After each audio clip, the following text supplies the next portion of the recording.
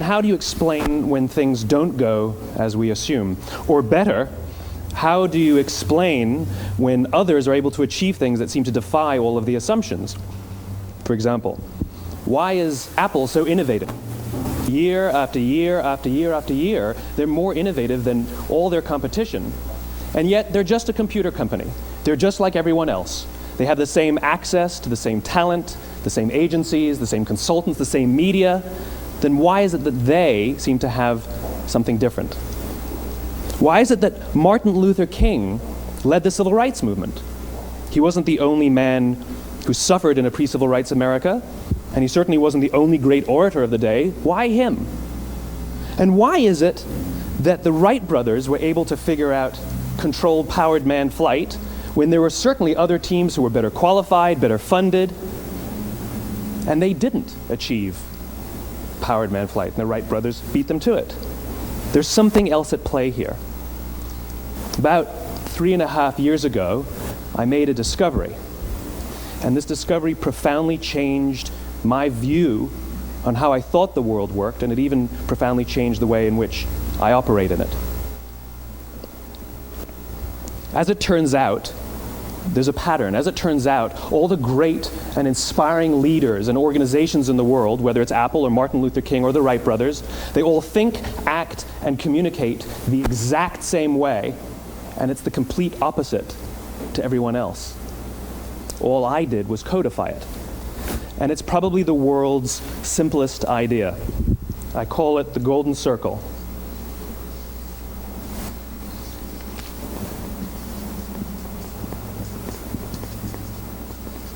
Why, how, what? This little idea explains why some organizations and some leaders are able to inspire where others aren't. Let me define the terms really quickly. Every single person, every single organization on the planet knows what they do, 100%. Some know how they do it, whether you call it your differentiating value proposition or your proprietary process or your USP. But very, very few people or organizations know why they do what they do. And by why, I don't mean to make a profit. That's a result. It's always a result. By why, I mean what's your purpose? What's your cause? What's your belief?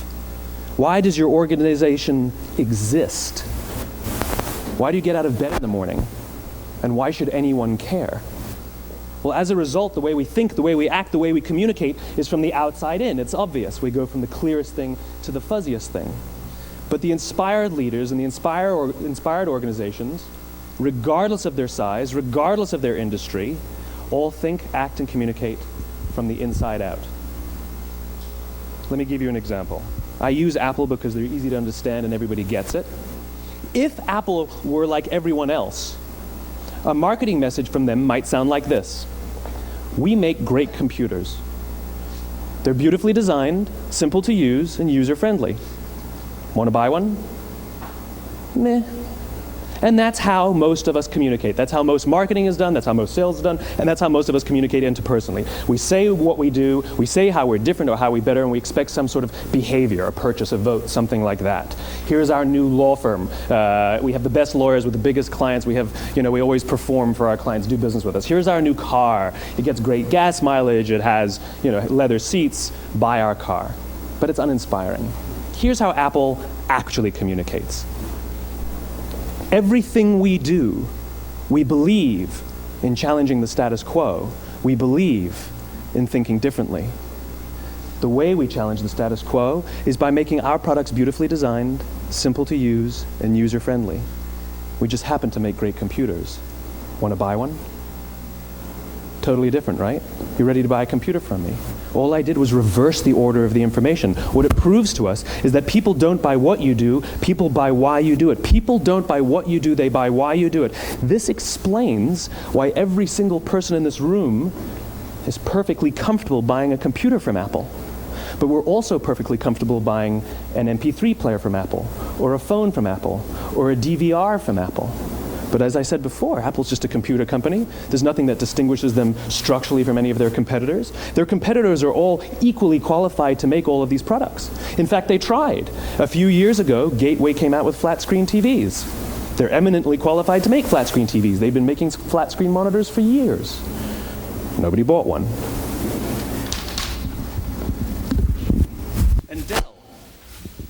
Dell came out with MP3 players and PDAs. And they make great quality products, and they can make perfectly well-designed products, and nobody bought one. In fact, talking about it now, we can't even imagine buying an MP3 player from Dell. Why would you buy an MP3 player from a computer company? But we do it every day. People don't buy what you do, they buy why you do it. The goal is not to do business with everybody who needs what you have. The goal is to do business with people who believe what you believe. Here's the best part. None of what I'm telling you is my opinion. It's all grounded in the tenets of biology, not psychology, biology. If you look at a cross-section of the human brain, looking from the top down, what you see is the human brain is actually broken into three major components that correlate perfectly with the golden circle.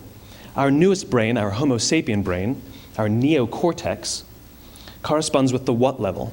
The neocortex is responsible for all of our rational and analytical thought and language.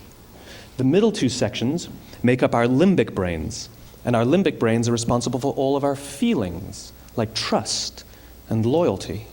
It's also responsible for all human behavior, all decision-making, and it has no capacity for language. In other words, when we communicate from the outside in, yes, people can understand vast amounts of complicated information like features and benefits and facts and figures. It just doesn't drive behavior. When we communicate from the inside out, we're talking directly to the part of the brain that controls behavior, and then we allow people to rationalize it with the tangible things we say and do.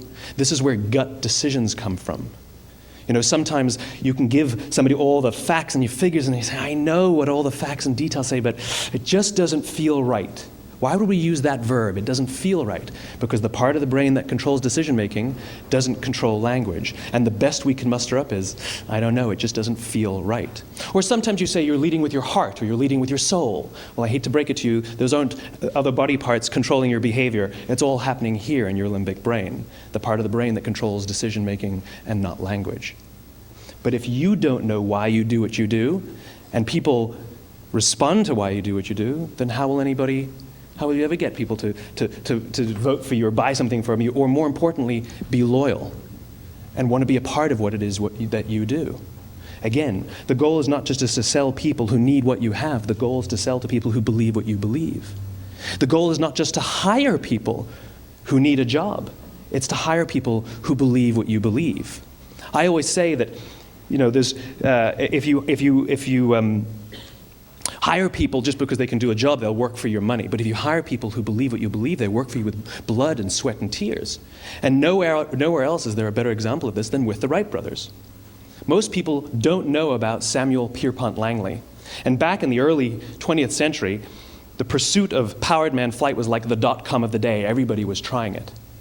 And Samuel Pierpont Langley had what we assume to be the recipe for success. I mean, even now, you ask people, why did your product or why did your company fail? And people always give you the same permutation of the same three things. Undercapitalized, the wrong people, bad market conditions. It's always the same three things. So let's explore that. Samuel Pierpont Langley was given $50,000 by the War Department to figure out this flying machine. Money was no problem. He held a seat at Harvard and worked at the Smithsonian and was extremely well connected. He knew all the big minds of the day. He hired the best minds money could find, and the market conditions were fantastic. The New York Times followed him around everywhere, and everyone was rooting for Langley. And how come we've never heard of Samuel Pierpont Langley? A few hundred miles away in Dayton, Ohio, Orville and Wilbur Wright. They had none of what we consider to be the recipe for success. They had no money. They paid for their dream with the proceeds from their bicycle shop. Not a single person on the Wright brothers' team had a college education, not even Orville or Wilbur. And the New York Times followed them around nowhere. The difference was Orville and Wilbur were driven by a cause, by a purpose, by a belief. They believed that if they could figure out this flying machine, it'll change the course of the world. Samuel Pierpont Langley was different. He wanted to be rich, and he wanted to be famous. He was in pursuit of the result. He was in pursuit of the riches. And lo and behold, look what happened. The people who believed in the Wright brothers' dream worked with them with blood and sweat and tears. The others just worked for the paycheck. And they tell stories of how every time the Wright brothers went out, they would have to take 5 sets of parts because that's how many times they would crash before they came in for supper. And eventually, on December 17th, 1903, the Wright brothers took flight. And no one was there to even experience it. We found out about it a few days later. And further proof that Langley was motivated by the wrong thing, the day the Wright brothers took flight, he quit. He could have said, "That's an amazing discovery, guys. Now we'll improve upon your technology." But he didn't. He wasn't first. He didn't get rich. He didn't get famous. So he quit. People don't buy what you do, they buy why you do it. And if you talk about what you believe, you will attract those who believe what you believe. Well, why is it important to attract those who believe what you believe? Something called the law of diffusion of innovation. And if you don't know the law, you definitely know the terminology. The first 2.5% of our population are our innovators. The next 13.5% of our population are our early adopters. The next 34% are your early majority, your late majority, and your laggards. The only reason these people buy touch-tone phones is because you can't buy rotary phones anymore. We all sit at various places at various times on the scale, but what the law of diffusion of innovation tells us is that if you want mass market success or mass market acceptance of an idea, you cannot have it until you achieve this tipping point between 15 and 18% market penetration, and then the system tips. And I love asking businesses, what's your conversion on new business? And they love to tell you, oh, it's about 10%, proudly. Well, you can trip over 10% of the customers. We all have about 10% who just get it. That's how we describe them, right? That's like that gut feeling, oh, they just get it. The problem is, how do you find the ones that just get it before you're doing business with them versus the ones who don't get it? So it's this here, this little gap, that you have to close, as Geoffrey Moore calls it, crossing the chasm. Because you see, the early majority will not try something until someone else has tried it first. And these guys, the innovators and the early adopters, they're comfortable making those gut decisions. They're more comfortable making those intuitive decisions that are driven by what they believe about the world, and not just what product is available.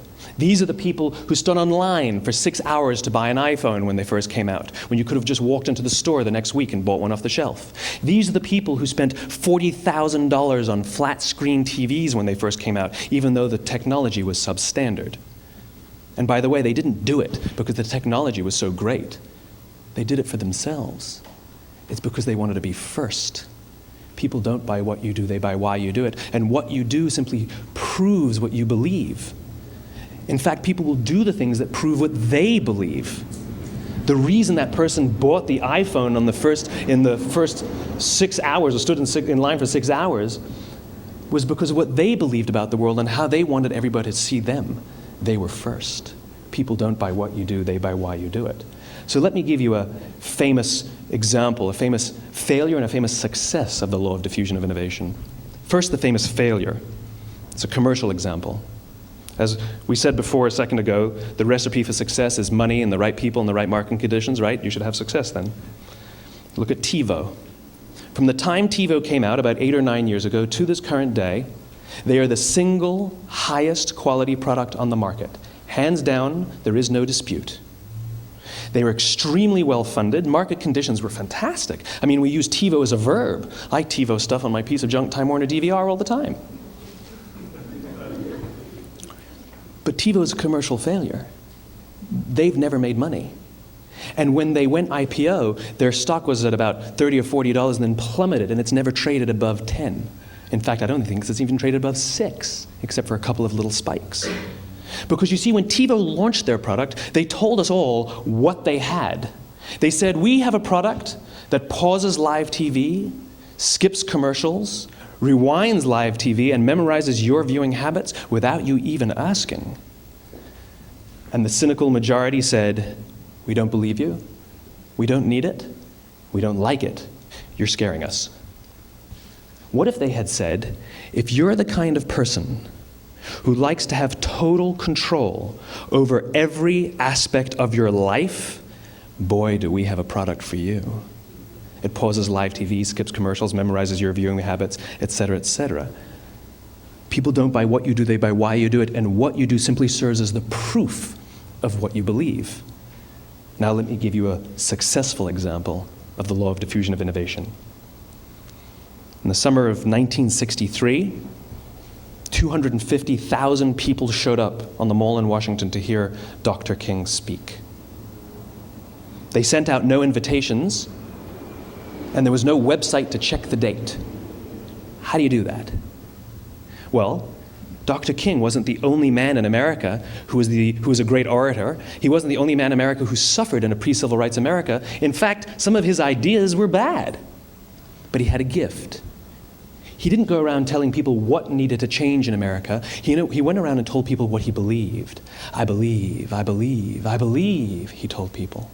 And people who believed what he believed took his cause and they made it their own, and they told people. And some of those people created structures to get the word out to even more people. And lo and behold, 250,000 people showed up on the right day, on the right time to hear him speak. How many of them showed up for him? 0. They showed up for themselves. It's what they believed about America that got them to travel on a bus for 8 hours to stand in the sun in Washington in the middle of August. It's what they believed, and it wasn't about black versus white. 25% of the audience was white. Dr. King believed that there are 2 types of laws in this world, those that are made by a higher authority and those that are made by man. And not until all the laws that are made by man are consistent with the laws that are made by the higher authority will we live in a just world. It just so happens that the civil rights movement was the perfect thing to help him bring his cause to life. We followed him not for him, but for ourselves. And by the way, he gave the I have a dream speech, not the I have a plan speech.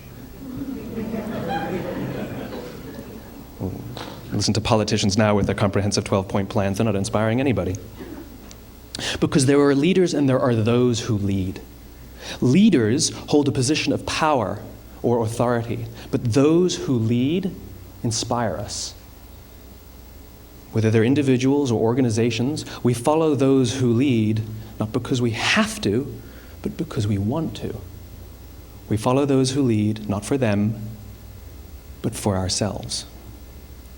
And it's those who start with why that have the ability to inspire those around them or find others who inspire them. Thank you very much.